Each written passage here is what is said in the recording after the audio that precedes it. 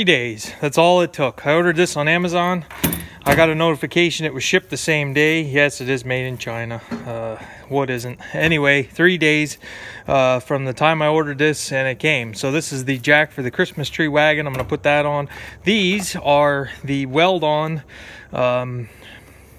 trailer storage areas and I'll show you what I have these for. You take the jack and you either spin it on here and pin it up, or you store it someplace else. I have a plan for both of these. These are the Bulldog. They are more expensive than the cheaper ones, but they are still made in China. So made in China, made in China. Name brand, is it any better made in the same place? I don't know. Whatever. Anyway, it's here, so I'll put this on. Alright, I've got it roughed in here, basically just clamps on here. The bolts that they give you are very long. You can cut off the excess. I probably won't. It does look a little better if they aren't as long. But if this trailer ever goes to...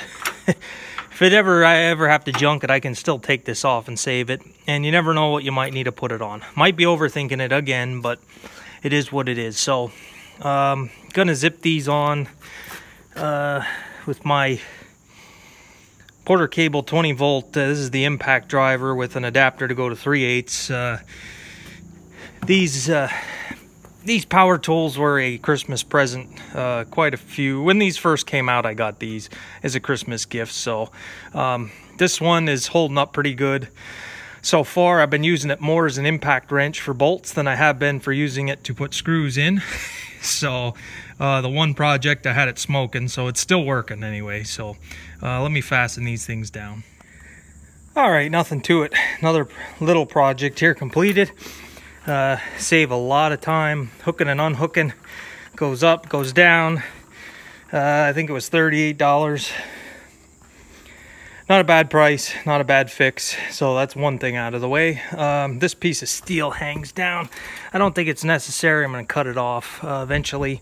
I'm going to torch some of this off. It looked like this was like a pocket to put your hitch in. I don't know if they used a ball. I don't know. But this steel here is no good. We're going to torch that all off and make this hitch a little bit better. All right, so that's that project. Another one that I want to show you yet. All right, so whether I decide to keep this sprayer or upgrade to a new one, either way, I've got to fix this jack. So I'm on a kick now for fixing all these jacks. I put one on the tillage tool I have. I put one on that little cart that I have, that little snowmobile trailer. Now I put one on the other trailer. Now it's time for the sprayer. The reason I need to put one on here is this housing. For one, this jack has a whole bunch of problems. For one, this housing is bent, and sometimes this pin does not stay in the hole.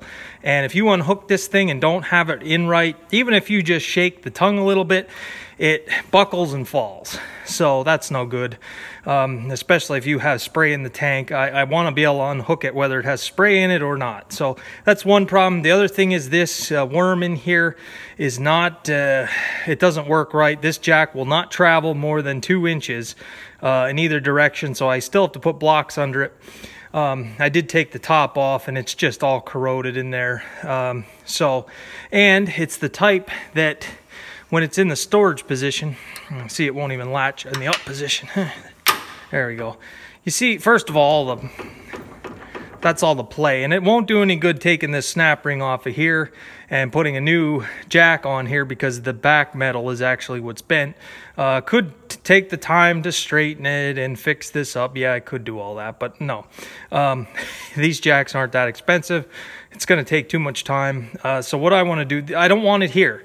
That's the biggest thing. I don't want it here because when you turn, you see how close this here is to the tire. And a sprayer, you're usually making some tight turns. I like to make tight turns when you're turning around sometimes, depending on what you're doing. I have hit this jack more times than I'm proud to admit. So what I'm going to do is take that snap ring off, pull this jack off, and up here weld one of those. Well, the new jack's going to come with one of those rings. I think somewhere up here where it's further, no matter how tight you turn, I want to put it where the wheel won't hit. We're going to weld on one of those rings, put the jack here, and we also have a ring that we're going to weld on here. to put it in the storage position. That way there is no jack anywhere here when it's on the sprayer. So we're going to store it up here out of the way, just like a modern sprayer. Like I said, even if I am going to upgrade and sprayer, I'm still going to keep this and use it either as a tender or try to retrofit it into something else, a storage tank, but it still has to have a jack that's going to hold the weight of this when it's unhooked. This one is no good, and I don't like where it is. So I'm on a kick now for little trailers and fixing the jacks on all the equipment, and that's a little bit of a story time now. A lot of the equipment that I used to own, a lot of it was older stuff, and a lot of that, well, I still have old equipment, but a lot of this older equipment is not very efficient to hook and unhook. I had a corn picker, and for years, excuse me, for years, if you wanted to hook that up and move it, you had to bring a floor jack or a floor jack, because the bottle jack wouldn't fit under. I had to carry a floor jack over to it, jack it up off the blocks, put the pin in, and then to unhook it, you needed a floor jack. I could have got a jack, but for some reason, I just was going to be stubborn and just deal with it and not spend the money on it, and it was such a pain. And that was one of many pieces of equipment like that. So I want to have everything here functional. So I did buy 2 of those rings, and the reason for that is, you guys remember my whole story on this fertilizer spreader, the review I did. It is back heavy, it dumps back when you unhook it. It won't stay on the tongue. That jack right now is just on there for show. It's not doing anything because all the weight of this thing, and you probably won't be able to see it, all the weight of this thing now is sitting on this farm ratchet jack, which I have use for. I use that farm jack a lot, and I don't really want it on this thing. So I'm going to weld one of those rings.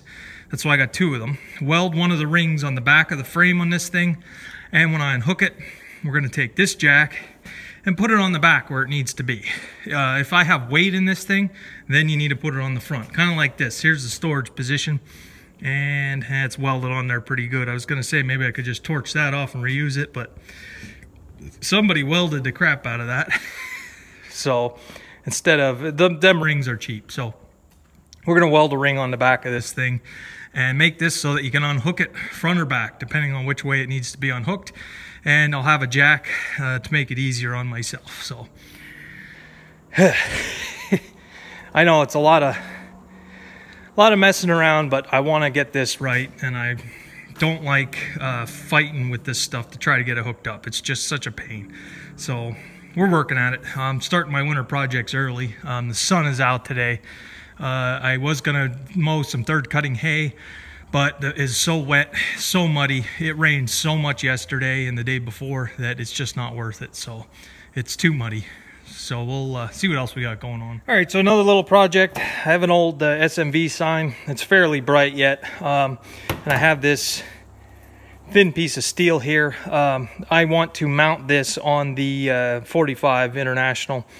So I have a sign on that piece of equipment. Like I said, it does find its way on the road every once in a while, so it should have one of these on. Like I say, I have an old one. Clean it off. It's got some grease on it and oil. Shine it up.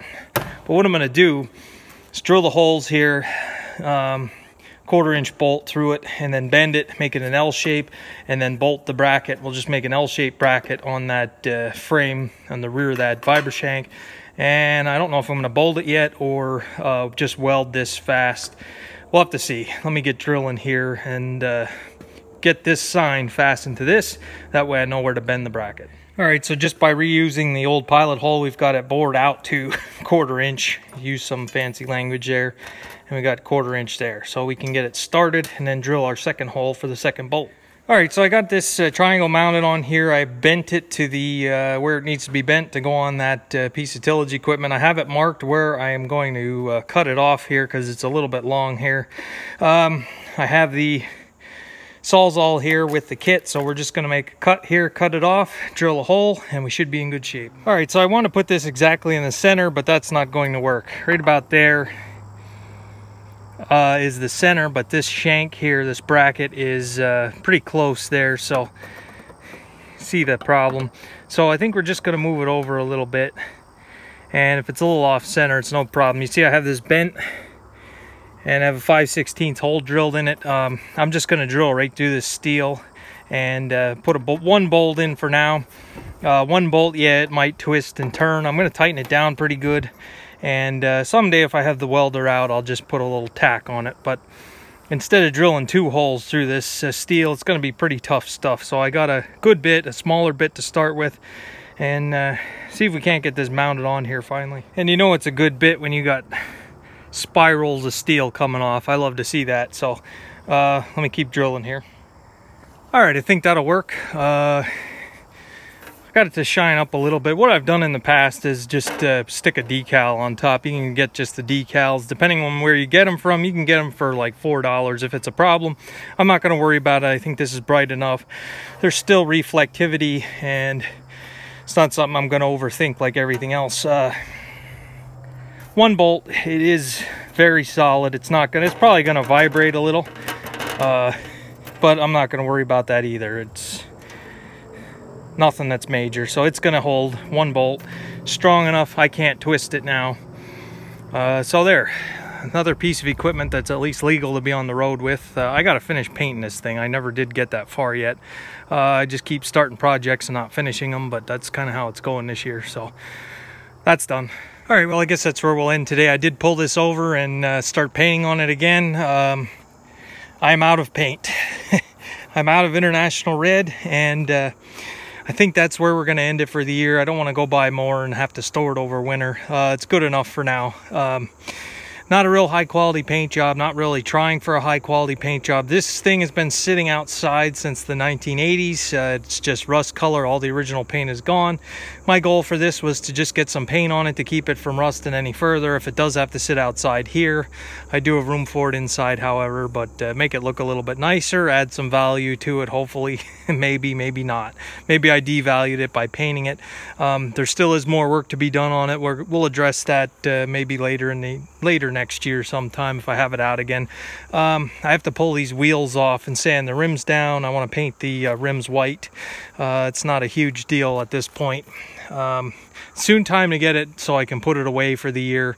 It's been sitting outside now since June, and I do have to get the fertilizer spreader out and rearrange the shed again, and that's the perfect time to put this away. So it does look a lot better than it did, and when I bought it, I didn't have a cylinder for it. I got a cylinder. The hoses, I didn't have hoses. I got new hoses for it. Didn't have a jack. Now we have a jack. The bracket was not there to support the one gang. I made that. We've got a triangle on. We put some paint on it. So I think we're going to stop there on it for a while, just because we're kind of getting late in the year. I still have painting to do. I have to finish this. I do want to try to finish this this year yet, and we're running out of warmer days, so got to get working at this eventually. I do have paint for this. That's Case IH Red. This is IH Red. So that's where I'll leave you guys. Sun's going down. As a matter of fact, it just, I was going to say, it's just got a little bit darker. So, all right, I'll see you guys again. I'm a little running behind on some of my videos. It's kind of with the weather, it's not real fun. And there's not much to film when it's pouring down rain. So when the sun is out, I can definitely get something done. So it is what it is for now. We're going to end it there. All right, see you.